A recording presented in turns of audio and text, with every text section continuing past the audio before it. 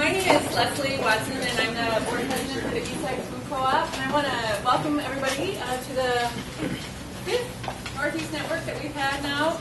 It's great to see some returning faces and also some new faces.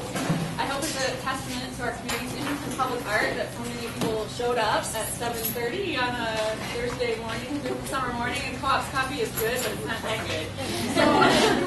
So thanks a lot for coming. We have a great group of panelists here today.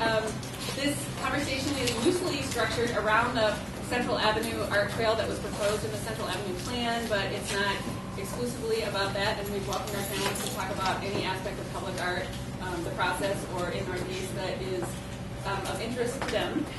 I'll introduce them quickly, and then we'll go around the room, and maybe we can say our own names, our affiliation, and if you have, we want to make time, if you came hoping to make some very special announcement about your organization, please feel free to do so quickly, and then we'll get started with our conversation. So we have with us Foster Willie, who's our sculptor here in Northeast Minneapolis, and you may know his work that's up, his couple sculptures up on the Central Avenue at the golf course. Yes. And Mary Altman, who's the public art administrator for the city of Minneapolis, and anybody who's involved in art in Northeast, public art in Northeast or anywhere else probably knows her very well. We have Jamie Schumacher, who's the founder of Altered Aesthetics, which is an art advocacy group and a gallery here in Northeast. She is now recently become the executive director of the Northeast Community Development Corporation.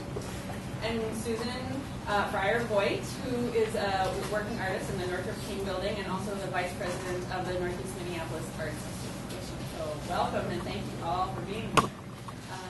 And then we'll just go on. My name is Dave Larson. I work at Northeast Bank. I'm on the Northeast Minneapolis Chamber of Commerce and on the Economic Development. Peter Baker with a company called Ivy Automation. Lou Benson and a company called Tree Integrated Healing. I'm just interested, not an artist. Don Anderson, Woodland Park. Margo Ashmore, the Northeastern newspaper, and the announcement is that if you need anything in the July 14th edition, deadline technically is passed, but you can beg today. Carol Nagan, I have a graphic design company called CD Design, probably best known for my cottage posters. I'm Blaine Myers, Hennepin County Corrections, and I carry a caseload of parolees that live in the 2nd Precinct. I'm Brian Schaefer, the commander of the 2nd Precinct, and my second hat, I guess for the purpose of this meeting, is I'm also on the Economic Development Committee with the Northeast Chamber. I'm Alita Burkett, and I'm a board member at Wakeford Community Council. I'm Steve Fletcher. I'm the executive director of Neighborhoods Organizing for Change, and I live in the shared neighborhood. Yeah, I'm Morstead, the director of Blown Lights on the other side of the parking lot, and we have a crisis rate drop-in center open called the Love Spot Lounge from every day but Sunday from 10 till 10 a.m. I'm sorry, 10 a.m. until 6 p.m., 9 p.m. And my wife is coming in, she's an artist. And she runs the Mason Dixon, independent curator and former resident of Minnesota, Northeast Minneapolis, and just here for the conversation. Emma Hickson, EFC Board Assistant. I'm Charlotte Lund. I'm Amanda Richardson. All right, I'm Carl McKenzie. We own a clothing store called Hustler and Flirt, and a garage door company called Number One Garage Doors. We moved to the neighborhood, Northeast. She's from Anoka, and I was living in St. Paul, but this area kind of sticks out. So hopefully we can help build this out here. Dave Patolsky with BioDees Healthcare on the Chamber Board and the Economic Government. Marty Sherwood, Cascade Services. Live in Lake Park, got business in Audubon, on the Chamber Board, along with the Eastside King. I'm Ruth Ann Weiss, Development Director for Eastside Neighborhood Services. I'm also a board member of the Chamber and on the Economic Development Committee. And And our agency is in the business of enhancing the quality of life of over 12,000 people. And the arts is definitely a component of quality of life. My name is Taylor Shaw. I live in the Harlem neighborhood, and the most recent CMT at Massaging on Johnson Road.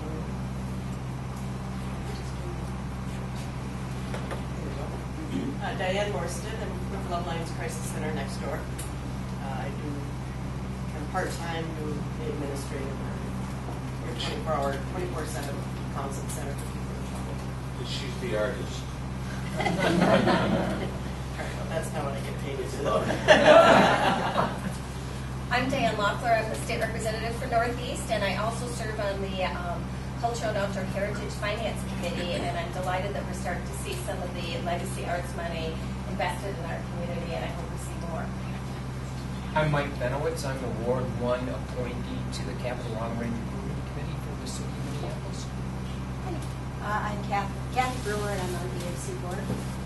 I'm Bobby Fretzel, and I'm on the EFC Board. Luna McIntyre, East Side Employee, Marketing and Membership Coordinating. Manisha Nordine, EFC Co-op Board.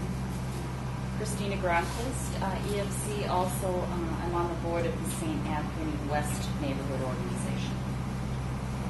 Brenda Kazar. I'm a professor in geography and also a Northeast resident and on the board of NEMA.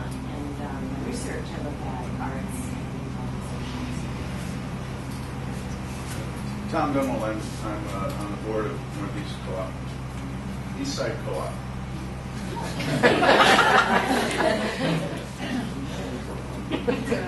Yeah.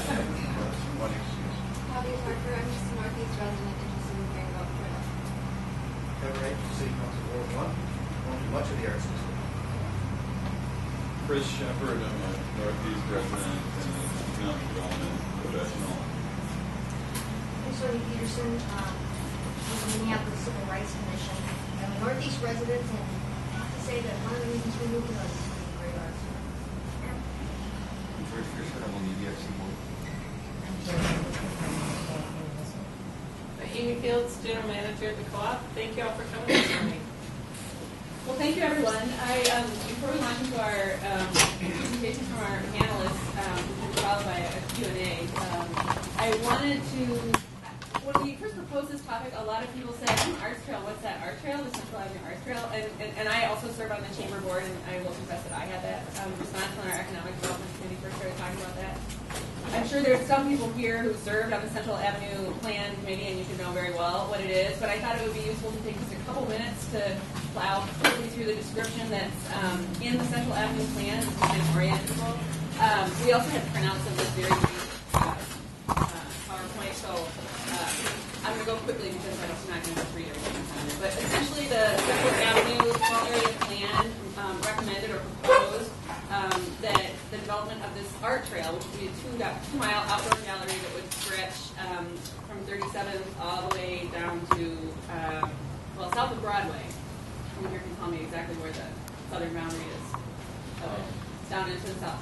Broadway's pretty much. Broadway. Oh, it looks like technically it goes down a little bit far, yeah, into that area where there's kind of the viaduct area. Yeah. And the plan identified 4 zones on Central: the park space, which is the northern section in front of the golf course, where there's lots of front yards and the trail. The urban section, which is where we're sitting right now, from 18th to 27th, there's lots of storefronts and gateways to our neighborhoods. The creative section, which is really the hub of the Northeast Arts District, where there's lots of artist space and industrial buildings, as well as some open spaces. And then this transition area, which is south of Broadway, which is kind of unquantifiable. And there's lots of extra causes. The notion of the trail is that it would help to create and strengthen the corridor identity. And I'm just quoting from the plan here, so I don't hold me to any of this. Hold the authors of the plan, but or ask questions of people who know. But that it would include public art installations of all different varieties, There would involve improvement to the building yards that front central through sculptures and fences and gardens. That there would be either the building of or identification of gateway buildings that would offer strong entrances to the neighborhoods. That there might be some embellishment about the railroad bridges along this corridor, and that there would be maybe a more of a uniform approach to storefronts, so that there would be large and unobstructed windows and signage and so on.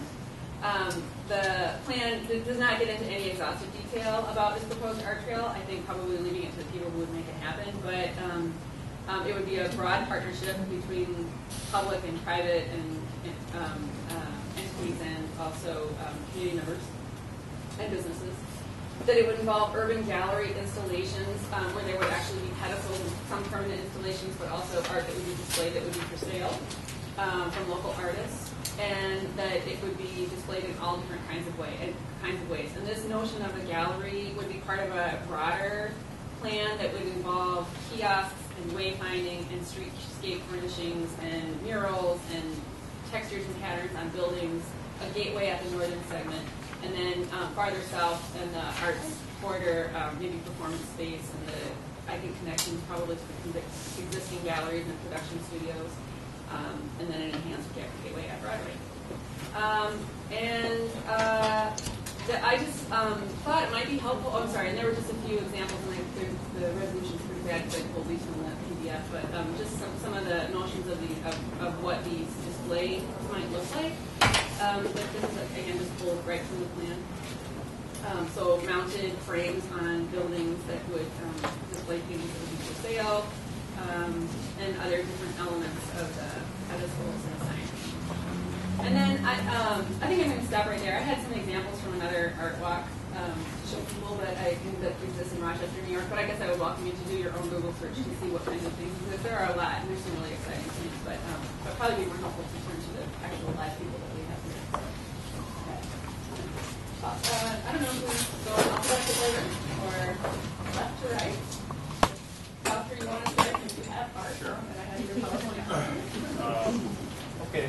Well, what I thought I would do is just show some of my repair projects, and we'll just kind of go through these quickly. But the first one is my most recent, which is for St. Louis Park, and it's called the B-Way.